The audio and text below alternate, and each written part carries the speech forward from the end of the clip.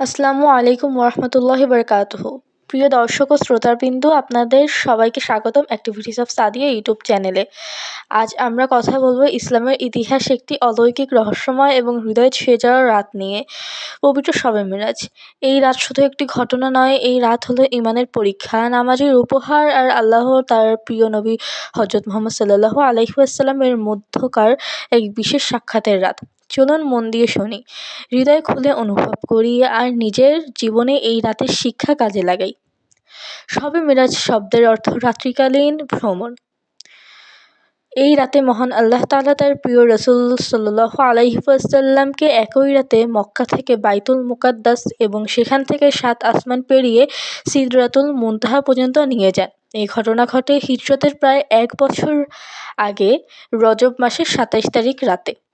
মানুষের বুদ্ধিতে যা অসম্ভব, আল্লাহর কুদরতে তা একেবারেই সম্ভব। এ রাতের প্রথম অংশকে বলা হয় ইসরা। রাসূল সাল্লাল্লাহু আলাইহি ওয়াসাল্লাম তখন কাবা শরীফে অবস্থান করছিলেন। হঠাৎ করে জিবরাইল আলাইহিস সালাম আসলেন এবং জান্নাতি বাহন বোরাক নিয়ে এলেন। বোরাক ছিল এমন এক বাহন যার এক-একটি পা পড়ত দৃষ্টিসীমার শেষ প্রান্তে। মাত্র কয়েক মুহূর্ত রাসূল সাল্লাল্লাহু আলাইহি ওয়াসাল্লাম পৌঁছে গেলেন বাইতুল মুকাদ্দাসে।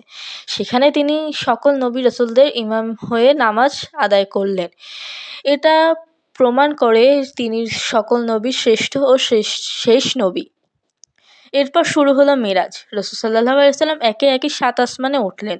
প্রথম আসমানে হযরত আদম আলাইহিস সালাম, দ্বিতীয় আসমানে হযরত ঈসা আলাইহিস সালাম ও ইয়াহইয়া আলাইহিস সালাম, তৃতীয় আসমানে হযরত ইউসুফ আলাইহিস সালাম, চতুর্থ আসমানে হযরত ইদ্রিস আলাইহিস সালাম, পঞ্চম আসমানে হযরত হারুন আলাইহিস সালাম, ষষ্ঠ আসমানে হযরত মুসা আলাইহিস সালাম, সপ্তম আসমানে হযরত ইব্রাহিম আলাইহিস সালাম। সব নবীরাই রাসূল সাল্লাল্লাহু আলাইহি ওয়াসাল্লামকে স্বাগত জানালেন। এরপর তিনি পৌঁছালেন সিদরাতুল মুনতাহা, যেখানে জিবরাইল আলাইহিস সালাম আর এগোতে পারেননি। এ রাতেই রাসূল সাল্লাল্লাহু আলাইহি ওয়াসাল্লাম আল্লাহর সাথে এমনভাবে কথা বললেন যেন আর কোনো নবী বলেননি। এখানেই আল্লাহ উম্মতে মুহাম্মাদীর জন্য প্রথমে ৫০ ওয়াক্ত নামাজ ফরজ করেন। হযরত মুসা আলাইহিস সালাম এর পরামর্শে রাসূল সাল্লাল্লাহু আলাইহি ওয়াসাল্লাম বারবার আল্লাহর দরবারে ফিরে যান। শেষ পর্যন্ত আল্লাহ নামাজ কমিয়ে ৫ ওয়াক্ত করেন, কিন্তু সওয়াব রাখেন ৫০ ওয়াক্ত সমান। নামাজ শুধু ইবাদত নয়, এটা মেরাজের উপহার। প্রিয় দর্শক, এই রাত আমাদের শেখায় নামাজ কখনোই অবহেলা করা যাবে না। আর আল্লাহকে সম্ভব করেন, ধৈর্য ও তাওয়াক্কুলের ফল অবশ্যই আসে। বিপদের পরই আল্লাহ দেন বড় নেয়ামত। রাসূল সাল্লাল্লাহু আলাইহি ওয়াসাল্লামের জীবনে তখন ছিল দুঃখের সময়। প্রিয় খাদিজা রাদিয়াল্লাহু ও আবু তালিব রাদিয়াল্লাহু এর ইন্তেকাল। ঠিক সেই সময় আল্লাহ দিলেন মেরাজের সম্মান। এ রাতে আমরা করতে পারি বেশি বেশি নফল নামাজ, কুরআন তেলাওয়াত, দুরূদ শরীফ পাঠ, তওবা ও ক্ষমা প্রার্থনা।